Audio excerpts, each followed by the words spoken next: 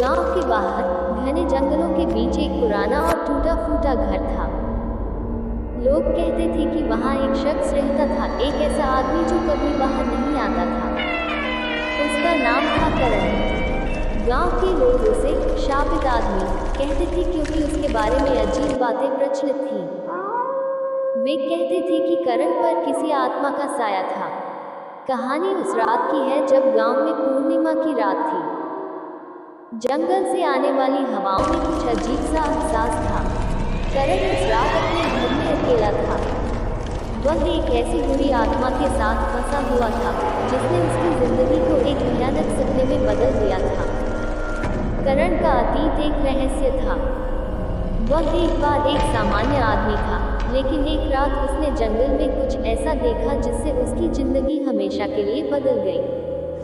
उस रात वह अपने दोस्तों के साथ जंगल में गया था।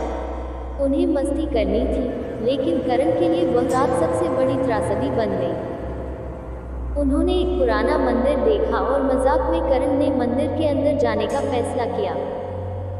मंदिर के अंदर प्रवेश करते ही एक भयानक ऊर्जा ने करण को घेर लिया। उसकी आंखों के सामने एक सफेद साया उभरा।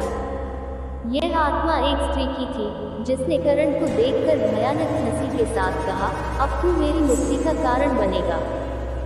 करण डर से कांप गया और वहां से भाग निकला, लेकिन आत्मा ने उसे छोड़ने का नाम नहीं लिया।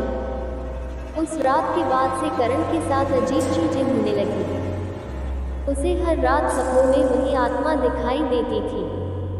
कभी कभी वह उसकी खिड़की के बाहर खड़ी दिखाई देती, कभी उसके कानों में फुसफुसाती, तू बच नहीं सकता। करण का जीवन अब नरक बन चुका था। दिन ब दिन उसकी हालत बिगड़ती जा रही थी। गांव के लोग उससे कतराने लगे थे। करण अब लगभग पूरी तरह से बदल चुका था। उसकी आंखों में एक भयानक चमक थी और उसका चेहरा पीला पड़ गया था। वह अब इंसान कम, परछाई ज्यादा लगने लगा था। एक रात गांव के कुछ लोग करण के घर के बाहर जमा हुए। वे उसकी अजीब हरकतों से परेशान थे और उसे समझाना चाहते थे कि वह उस आत्मा से छुटकारा पा ले। लेकिन जैसे ही वे उसके घर के करीब पहुंचे, अचानक दरवाजा अपने आप खुल गया और एक तेज आवाज गूंजी, तुम सब इसे नहीं बचा सकते। गांव वाले कांपते हुए पीछे हटे, लेकिन उनमें से एक बुजुर्ग आदमी ने कहा, हम इसे इस तरह नहीं छोड़ सकते। करण को हमारी मदद चाहिए। उस आदमी ने कुछ पवित्र मंत्रों का पाठ करना शुरू किया, लेकिन तभी करण बाहर आया। उसकी आंखें खून जैसी लाल हो गई थी और उसकी आवाज बदल चुकी थी। उसने भयानक हंसी के साथ कहा, अब यहाँ कोई करण नहीं है, सिर्फ मैं हूँ। उसकी आवाज इतनी भयावह थी कि सभी लोग डर से पीछे हट गए। करण का शरीर अब सामान्य इंसान का नहीं रहा। उसमें आत्मा का साया पूरी तरह से बस चुका था। करण ने एक एक करके गांव के लोगों को देखना शुरू किया, जैसे कोई शिकार अपने शिकार को देखता है। एक एक करके लोग वहां से भागने लगे, लेकिन कुछ ही देर में करण के चीखने की आवाज पूरे गांव में गूंज उठी। सुबह गांव वालों ने करण का घर देखा। घर की दीवारों पर खून के निशान थे और हर तरफ टूटे हुए सामान फैले थे।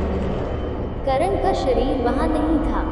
किसी को नहीं पता कि वह कहां गायब हो गया। लेकिन एक बात तय थी, करण उस आत्मा का शिकार बन चुका था। आज भी लोग कहते हैं कि पूर्णिमा की रात को जंगल से करण की आवाजें सुनाई देती हैं। कहते हैं कि उसकी आत्मा आज भी उस भयानक आत्मा की दास्ता में है और वह खुद भी एक भटकती आत्मा बन चुका है।